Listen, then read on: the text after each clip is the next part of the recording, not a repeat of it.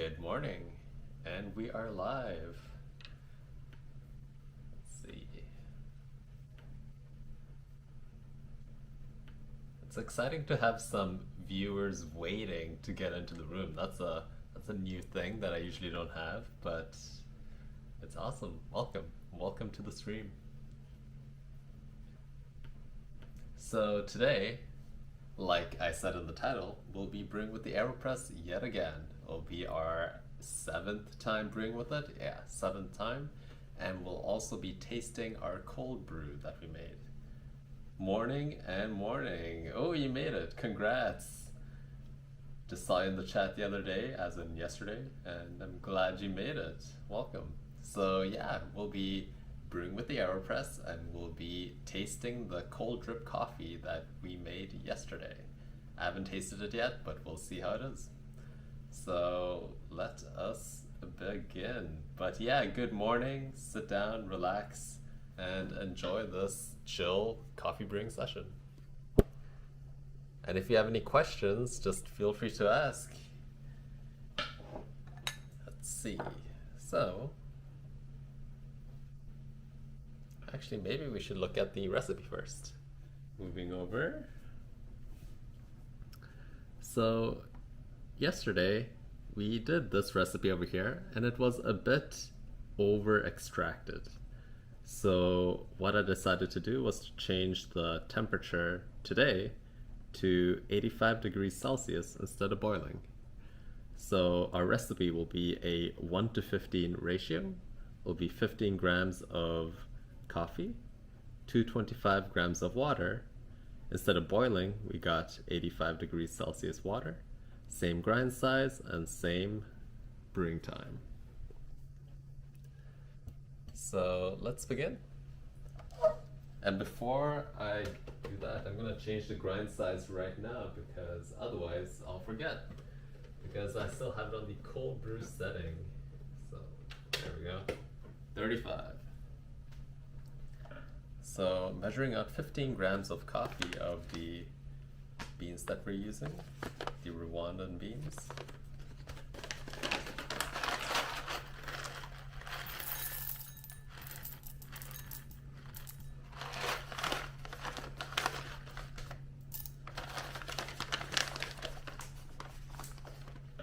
I'm gonna add a bit extra grinds because I want to purge my grinder from yesterday's cold brew coffee or drip coffee that I made with these beans.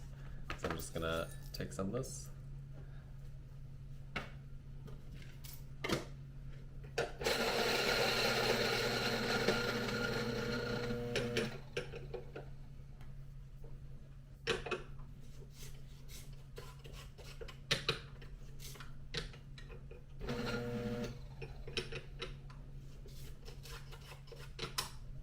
It's not super vital to do, but it's nice to be in the habit of purging your beans between bags, or like purging the grinder, I mean.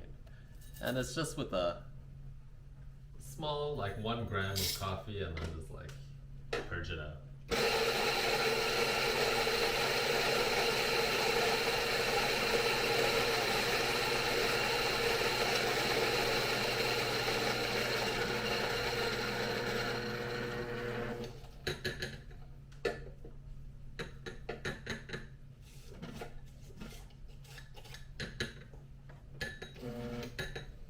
I don't know if I've shown this to you peeps yet, but I have a Ranchilio Rocky grinder, and I also 3D printed this mini nozzle in the front over here so that I can take away all of the extra grinds that get stuck in this mini chamber over here, because I realized that over time what happens is that grinds just accumulate in this mini chamber, and unless you like fully purge it somehow, it'll just get stuck in there and you'll always use old grinds. So understanding like grind retention, if you have a grinder that has a lot of retention, is important, because otherwise you'll just be using old beans in your next day's brew. Okay, so let's see, 15 grams, so close.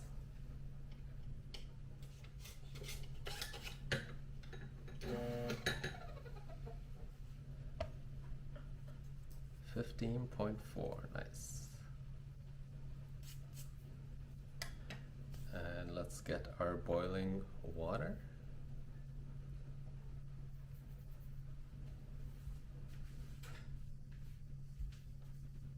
Over here. Since yet again I'm using 85 degrees Celsius temperature, I need to cool down this water. So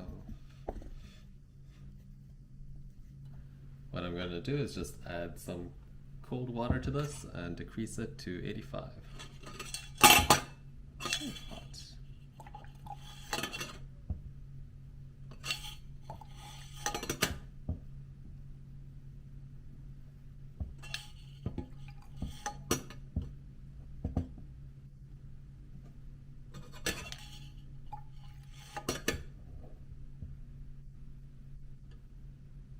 Okay, so we're getting close. Right now it's like 92. Okay.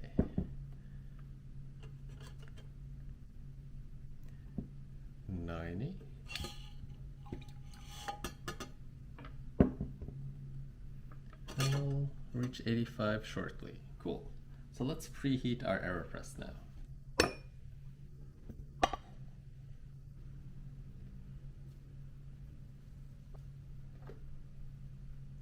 So I'll get the filter.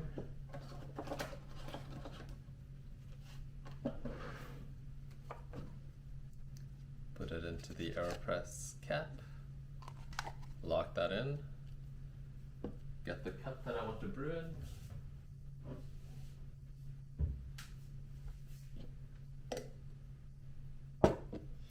Preheat.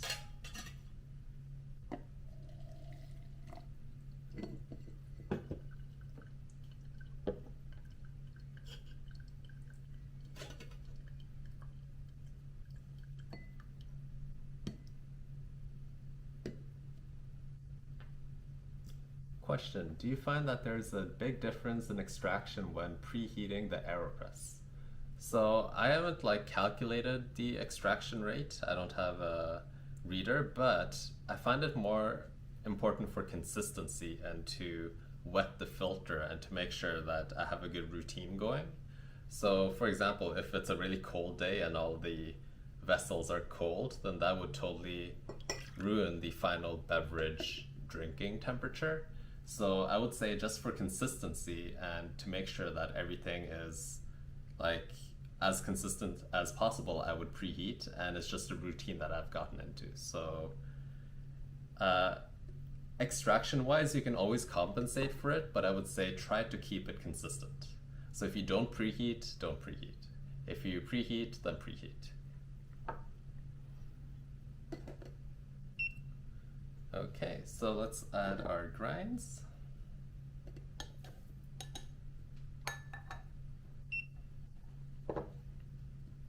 And the water temperature is now pretty close to what we want it to be.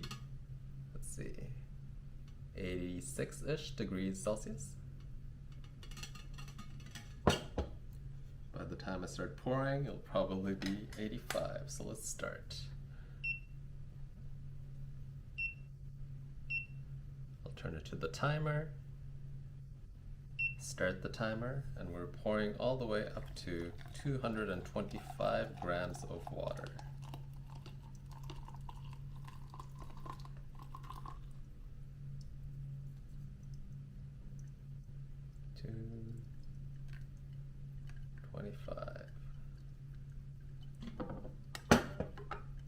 And then pop the plunger in. Stop it, like so. Yeah, you should totally try it.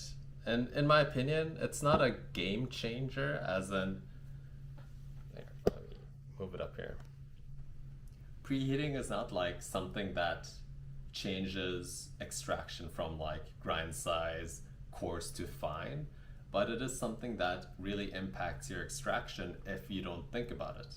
Because if you sometimes preheat and other times don't preheat, or if your glass and cup and brewer are really cold, or if they just came out of the washing machine or something, then all of those factors are just another variable that will change extraction and mess it up a bit. So just by keeping it consistent and preheating, I always try to just have the highest temperature of like thing in these devices. So the cup needs to be hot, the brewing device needs to be hot, and that way I know that I'm using 85 degrees Celsius water and not like 75 by the time it has hit all of the cold pieces in the equation here.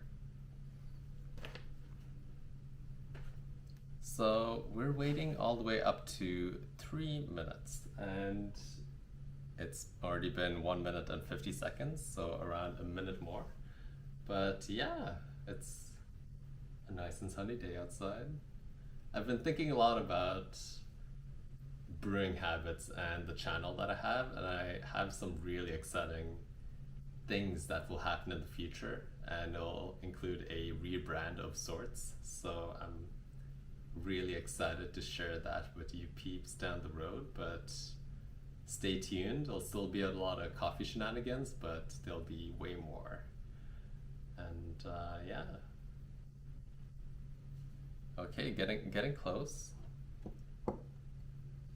2 minutes and 30 seconds now. So yet again, the way that I'm doing this with the regular Aeropress method is kind of fascinating, because before I used to really love the inverted method because it always held the liquid in the chamber. But just this one mini hack of putting the plunger in and stopping the drips is a great way to replicate the inverted method, it's 3 minutes now, without ruining the plunger.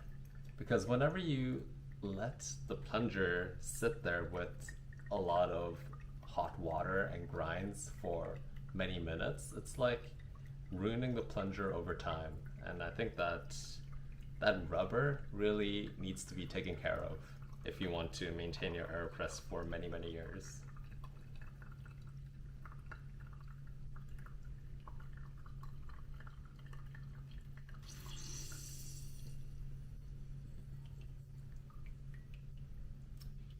Yeah, I did a pretty drastic change in the water temperature, David, and it's because I tasted that the extraction yesterday was extremely over extracted. So it wasn't just a bit over extracted, it was quite a lot of a over extraction. And the reason why I chose changing the water temperature is because I saw the other variables were in a very reasonable range that I wanted them to be in. And I just saw the water temperature to be as the one outlier that was kind of on the extreme side. And I just took all of my eggs and I changed it into that variable, or I put it into that variable. But it's really just experimentation and seeing what works.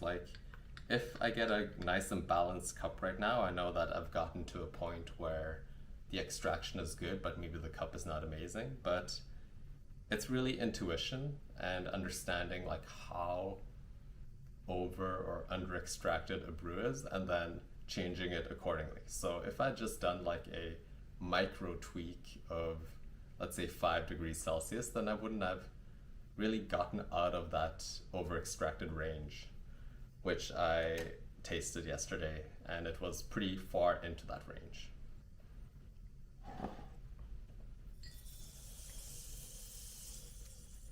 Okay, so let's clean this up before I start sipping.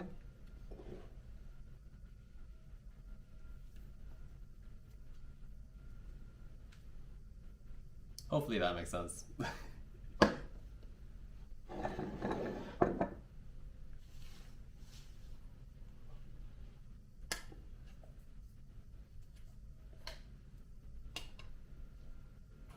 Be right back, just gonna rinse this guy.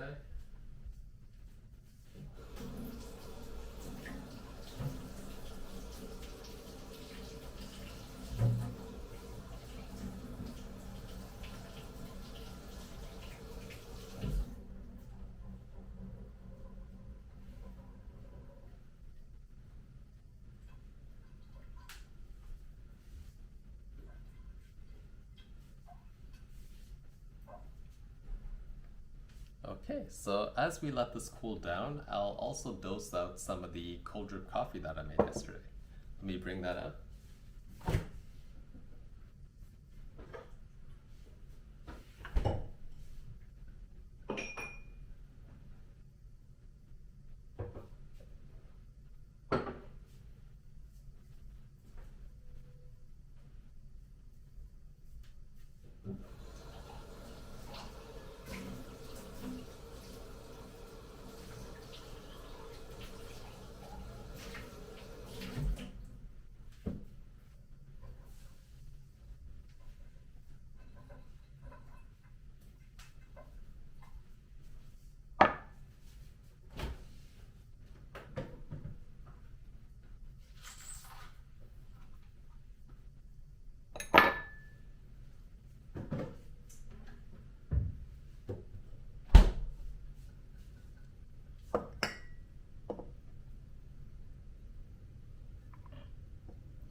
Ta-da.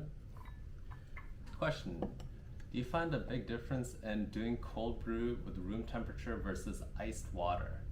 Yeah, so using iced water is just a good way to really bring down the acidity of the cold brew. So one of the big charms of cold brew is that you minimize acidity, and by just decreasing the temperature of the water as much as possible is a great way to do that. But to be honest, to that very specific question, I don't think like room temperature versus cold water is too big of a change. Like if it's hot water, then I would see and taste the acidity difference, but I haven't really tested it with room temperature versus cold water. But my assumption is that using cold water and cold water that is cooled down by ice throughout the whole brew will keep the extraction the same and also minimize the acidity that you get in your cold brew. Maybe it's an experiment I need to do down the road. So let's pour some of this cold brew.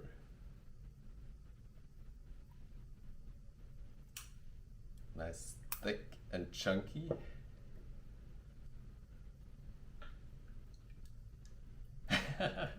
I'm glad.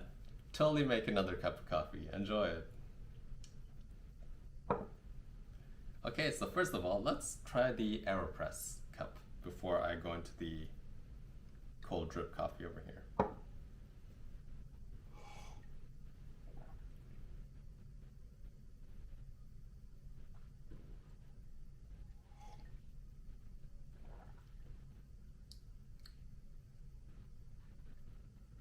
So now we've kind of gone to the slight other side of the spectrum, but with some interesting tartnesses and acidities. So even though this cup over here is under extracted, I actually preferred more than the over extracted version, and I don't think that we've gotten too far into the under extracted realm. So we can tweak just a bit of the extraction to get it balanced, but overall it's a pretty delicious cup of coffee. It has a lot of interesting acidities, and even though there is a bit of sourness, so a negative acidity that is overshadowing those acidities, I think that if we just change the extraction just a bit, like up it to 90 degrees Celsius, it should be a-okay on the extraction. But it's a pretty good cup, and what I would do with a cup like this that is slightly under extracted, I just add a dash of water to open it up a bit.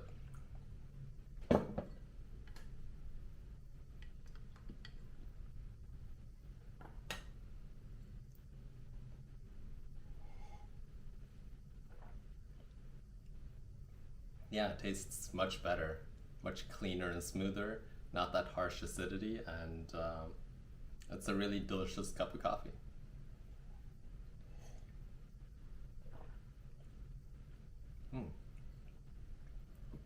So now, moving over to the next cup, we got the cold drip coffee. Oh, look at that darkness.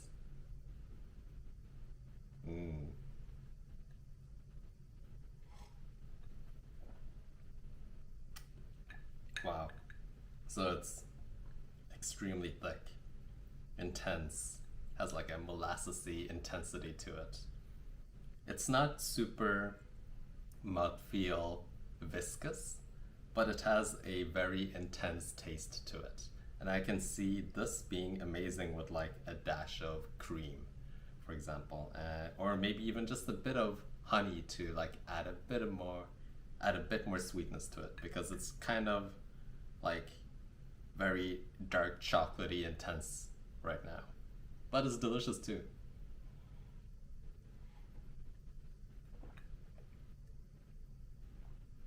Yeah, even though there aren't any under or over extracted qualities in this cup, the intensity is very similar to what I would get from like a espresso. It's like just that heavy hammer of flavor that's coming through, and it's not my favorite way of consuming coffee, but I do enjoy it every now and then. And yet again, what I would do with this is to just cut it down just slightly, that intensity, with some cream.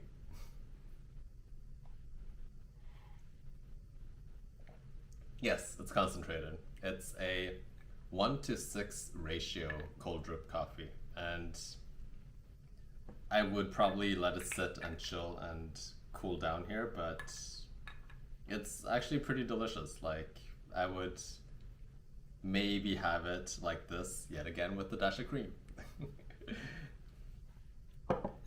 But right now, this is the favorite of the two. It's the Aeropress cup.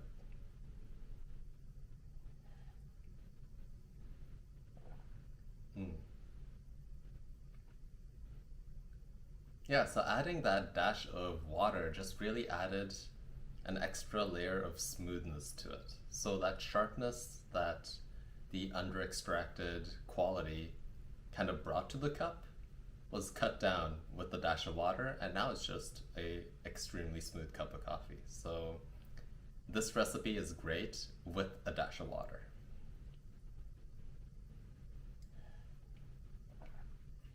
Yeah, I love the Aeropress too. It's awesome. I actually, okay, so the question is, do you prefer cold drippers over immersion brewers? No, I actually prefer immersion brewers over cold drip coffee. And the only reason I got this brewing device was that my cafe that I used to work at used to have one of those big Osaka drippers that looked amazing and had these amazing glass vials. And I went into the craze and I got a small one for myself. But to be honest, the coffee quality and the simplicity of a toddy cold brew system is kind of superior to the finickiness of the Osaka dripper. And even though it creates really good coffee, I feel like you need to tweak it way more than just a toddy system where you just plop it in and let it sit, and it's very forgiving with the cold brews that you make.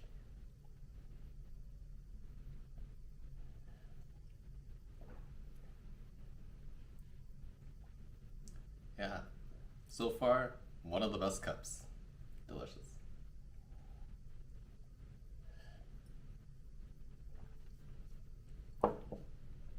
With this guy over here, I'm actually gonna cut it down with some almond milk that I have. Let's see how that tastes.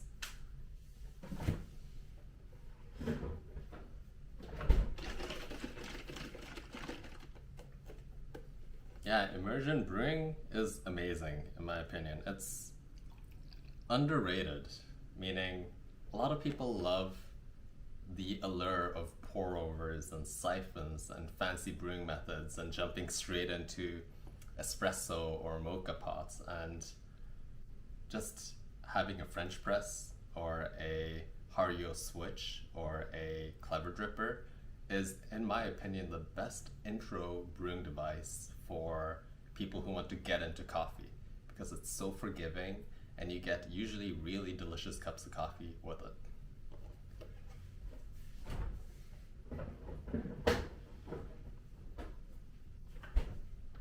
No prob. I love answering these answers or questions.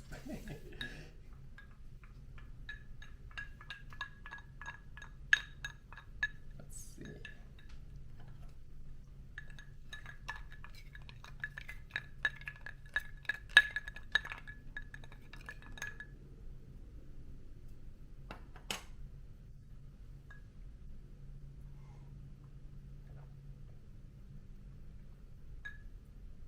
Yeah, so this dash of almond milk did a lot. And even though there is a charm with the intensity of the cold brew concentrate, I think that it's meant to be something more like this, where it's a bit more like diluted, a bit more pleasant to drink, pleasing to the taste buds.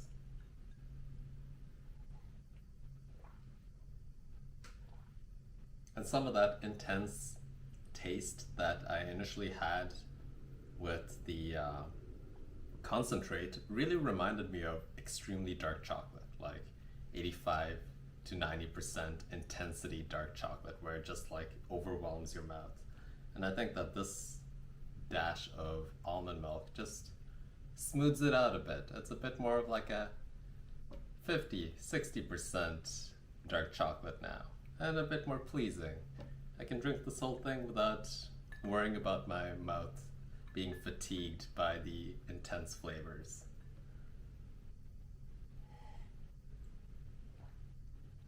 What's my best brewing method? I would say I really have practiced a lot with the Hario V60 and that specific pour over device, and would say that it is the device that has probably given me the best cups of coffee and also has just given me a lot of joy. So yeah, the Hario V60 is my quote-unquote best brewing method, but yet again, there's just so much I need to explore. I have all of these brewing methods up over here that always get a lot of love, you know? And I have some brewing methods like hidden underneath the shelf and stuff that aren't getting enough love. And it's just all of the things that I wish I could spend time on and like really unpack, I have done with the Hario V60, and I know the possibilities of it and I know the potential of it, so that's why it has become my best brewing device.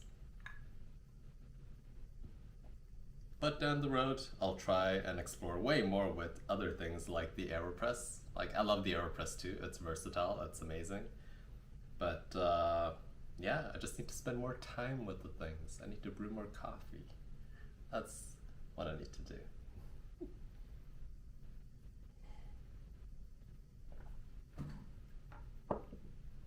Okay.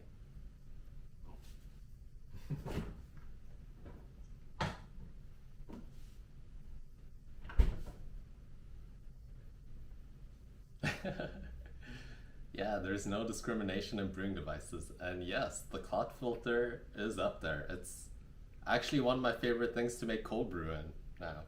Just use a jar and a clot filter. Easy peasy.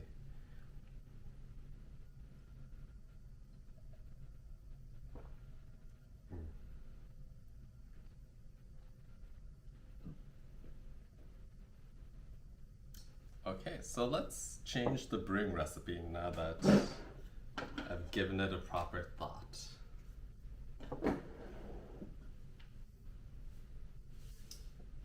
I'll bring you closer after I've written it, otherwise they'll become all like wobbly and stuff. Let's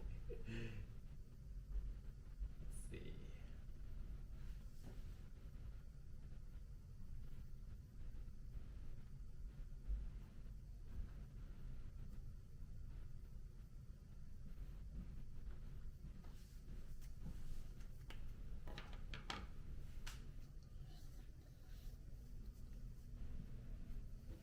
So today's brew was pretty good after we added a dash of water. It was slightly under extracted, but after adding a dash of water, I would say it's one of the best cups that we've had so far. So to prevent that dash of water and see if we can get an even more delicious cup of coffee, we're gonna try to extract it a bit more by changing the brewing temperature up to 90 degrees Celsius. So David was totally correct that I did a big change to see what would happen, but yet again, we needed to not make that big of a change. You were right. But overall, it was like a really good cup of coffee, and adding that dash of water did a lot. But sometimes when you don't add a dash of water and it's just pure on its own, it just tastes even better. So that's what we're going to try tomorrow by increasing the brew temperature from 85 degrees Celsius to 90 degrees Celsius.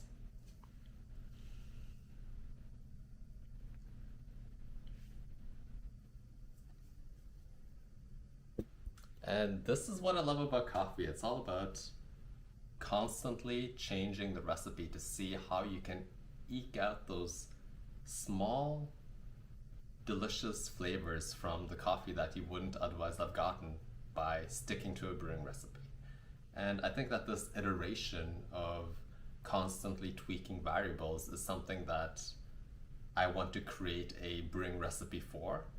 And it's like one of these issues that I've seen with a lot of the brewing recipes that I've come across online. It's very strict with the steps of what you need to do, and it doesn't really tell you how to change something after you have tasted something being under or over extracted or sour or extremely bitter.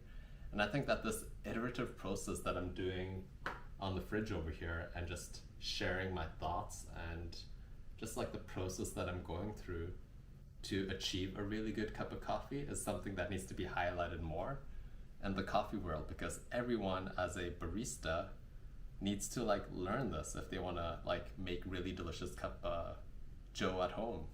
And yet again, it's a skill. You gotta practice this. You gotta flex the tweaking muscle. And it's something that baristas do all the time at a cafe.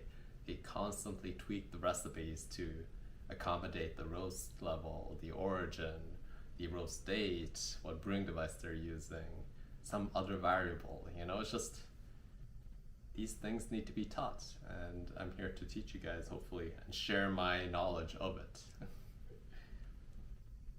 But yeah, thanks for joining me today.